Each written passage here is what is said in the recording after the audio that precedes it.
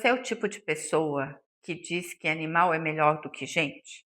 Que é muito melhor cuidar de muito animal por aí do que muita gente? Se você é assim, esse vídeo é para você. Vem comigo que eu vou te contar essa história. Eu estava caminhando hoje pela manhã e fui até a praia lá, fui molhar os pés e tal. E a uma certa distância eu vi o que parecia ser um animal morto. Eu sou míope, né, gente? Então eu estava sem óculos, eu não conseguia identificar que animal era. A princípio eu pensei que era um leão-marinho, porque aqui na nossa região tem muito leão-marinho e às vezes eles aparecem na beira da praia. E à medida que eu fui me aproximando, eu vi que era uma tartaruga marinha. Eu até fiz uma pesquisa a respeito de tartarugas e pelo que entendi, essa é uma de tamanho mediano. Ela tinha mais ou menos entre 70 a 80 centímetros. A pata dela era do tamanho de uma cabeça de um cachorro médio, de médio porte à medida que eu arrumei para dar aqui para vocês. E ela estava morta. Um animal majestoso, lindíssimo, morta. Não vi sinais de machucados, de lacerações. Talvez ela tenha vindo para morrer na praia. Parece que essas tartarugas elas têm esse hábito perto da morte, vem para as encostas para morrer. E, enfim, um bicho muito lindo, um animal que eu nunca tinha visto. Depois eu vou colocar uma foto dela aqui. Infelizmente, gente, essa foto não vai ser minha, porque eu não levo o celular para caminhar. Então, e nessa hora eu fiquei muito triste de não levar o celular para caminhar. Queria tanto, mas podia ter batido uma foto para trazer para vocês. Mas eu vou aqui pegar a foto desse tipo, dessa espécie de tartaruga e vou colocar aqui para vocês. E não, gente, eu não sou bióloga, eu não sou nenhuma ativista para começar falando desse assunto. Na verdade, eu me chamo Luciane Batista, eu sou psicoterapeuta e sou a criadora do programa Mulher Consciente de Si. E de vez em quando eu venho aqui e trago alguns vídeos para vocês sobre saúde mental, saúde emocional e desenvolvimento pessoal. E por que eu trouxe esse tema? Será que você é o tipo de pessoa que diz que animal é muito melhor do que gente? Quer dizer que eu sou contra os animais? Óbvio que não, gente. Eu amo os animais. Eu mesmo tenho duas gatinhas aqui em casa, a Maia e a Mora. A Maia está com 9 anos com a gente. A Maia está indo para os 5 anos aqui com a gente. E é a idade delas porque elas vieram bebezinhos aqui para casa. Eu tenho um grande amor pelos meus bichinhos e cuido muito bem deles. Mas esse tema me chamou a atenção por conta desse livro aqui que eu quero mostrar para vocês, ó. 12 regras para a vida, um antídoto para o caos, de Jordan Peterson. Jordan Peterson é um psicólogo muito famoso e um excelente escritor, e ele aborda assuntos e temas muito relevantes e que falam direto com o nosso coração. Ele traz aqui no livro dele a regra 2, que diz o seguinte: cuide de si mesmo como cuidaria de alguém sob sua responsabilidade. E ele vai transcorrendo o início desse capítulo falando de alguém que receba um transplante de rim. Ele diz que antes de se receber um transplante de rim, existe uma longa e ansiosa espera. Existem muitos exames a serem feitos, precisa se achar um órgão que seja compatível, né, com aquela pessoa que vai receber o transplante. E uma vez que isso acontece e o órgão é transplantado no indivíduo, na pessoa, existe o risco de rejeição, porque o nosso corpo não gosta de nada que não venha dele próprio. Ele não gosta de nada que seja suturado nele. Então corre-se um risco muito grande da rejeição. Então, é prescrito, é orientado que essa pessoa tome medicações anti-rejeição para que não rejeite o órgão. E aí, no finalzinho dessa parte que ele fala do transplante de rins, ele diz assim, ó, não é nada bom que os seus rins parem de funcionar. A diálise não é moleza. A cirurgia de transplante ocorre após uma longa espera e com altos riscos de despesas. E perder tudo isso porque você não toma os remédios? Como as pessoas podem fazer isso com elas mesmas? Como isso pode ser possível? Então ele vem contando aqui no início desse livro não, desse capítulo, né, do capítulo 2, que pode acontecer sim. Ele até explica que por conta de muitas dificuldades que um transplantado tem, ele fica isolado, eles acabam sendo bombardeados por muitos problemas de saúde física, porque medicações e transplantes eles baixam a imunidade, então ele tem que tomar uma série de outras medicações e elas podem ficar cognitivamente afetadas ou deprimidas por conta disso e podem querer não tomar os remédios. acham que não vale mais a pena, que não está dando certo, porque elas ficam realmente muito para baixo no início ali, naquela função de ter que se cuidar por conta do transplante. Na sequência, ele emenda com um fato curioso. Ele diz assim, ó: imagine que não é você quem fique doente. Imagine que é o seu cão.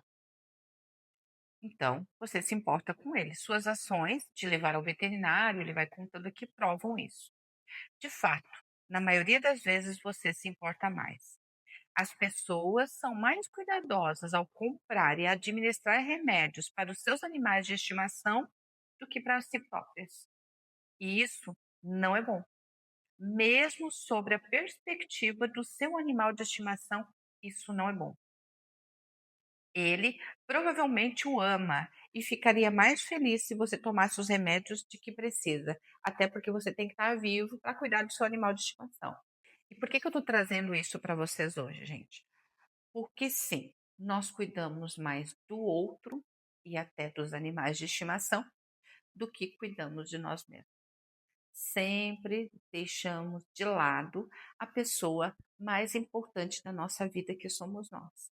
E talvez você que está me escutando desse lado pode estar dizendo como você é egoísta, como eu não vou pensar nas outras pessoas, mas quem é tu para falar assim? É óbvio que eu tenho que pensar nas pessoas.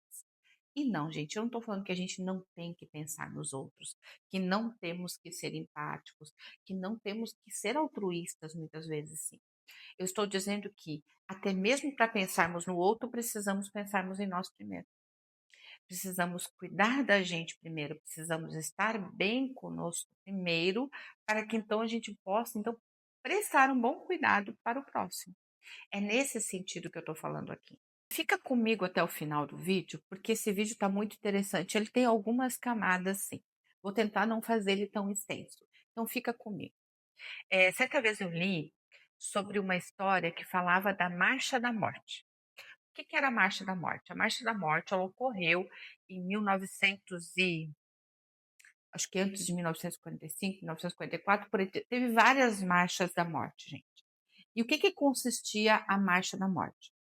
Pessoas na época da Alemanha nazista foram colocadas então em campos de concentração e aí estava prestes a acabar a guerra e para que os nazistas não fossem descobertos eles tinham que acabar com todas as provas que tinham nos campos de concentração. E que provas eram essas?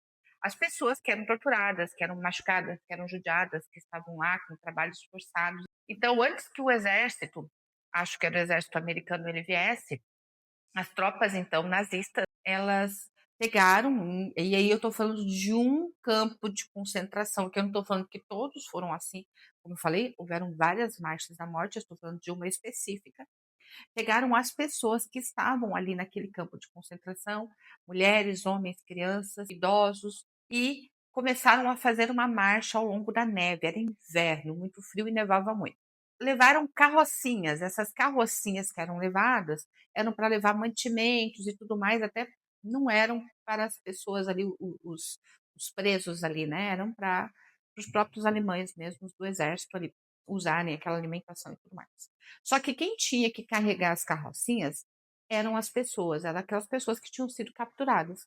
Carregavam as carrocinhas, eram várias carrocinhas, né? Então os homens aí acabavam carregando mais as carrocinhas ao longo da marcha, que eles seriam levados até um local, até um porto, onde eles seriam colocados em um navio, num barco e largados em alto mar, e eles morreriam em alto mar e assim as provas seriam aniquiladas e não teria nenhuma prova contra eles. Eu estou falando para vocês aqui desse fato a grosso modo, certo? Eu estou pegando um montante para chegar num fim comum aqui com você.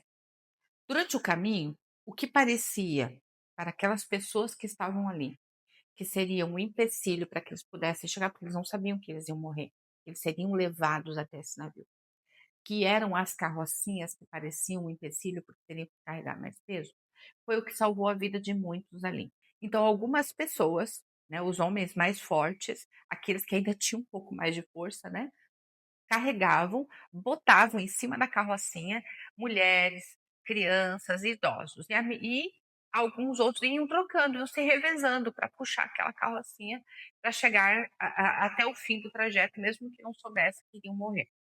Imagina, gente, a força que tu tem que ter depois de tu vir de um campo de concentração, onde tu passava fome, onde você era torturado e era frio e era neve ali.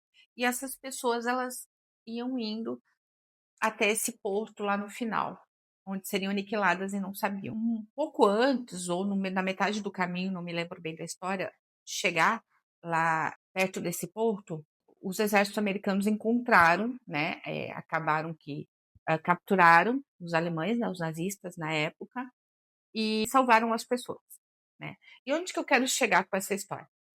Todas as pessoas que estavam ali dessa marcha específica que eu estou falando, que estavam unidas e que foram ajudadas, alguns carregavam carrocinha e outros colocados na carrocinha, foram preservados. Mas o que que eu quero contando essa história para você? Se hoje nós passássemos por uma grande guerra, nós moramos aqui no Brasil, nós não temos grandes guerras como acontece em outros países aí, infelizmente. Mas se hoje, nós que estamos aqui no Brasil, nós nos deparássemos com uma guerra, onde precisássemos caminhar muitos quilômetros à frente para poder salvar as nossas vidas, para salvar a vida de pessoas que a gente ama, de pessoas que são mais frágeis, que estão ali com a gente. Você conseguiria? Você teria essa força? Você teria esse vigor? Se questione. A vida que você leva hoje, em termos de saúde física e mental, te permitiria ter essa força para carregar alguém longas distâncias? E por que eu estou falando sobre isso, gente, que parece assim que não tem nada a ver com o assunto e tem. Você cuida de você hoje para que você possa cuidar dos outros amanhã?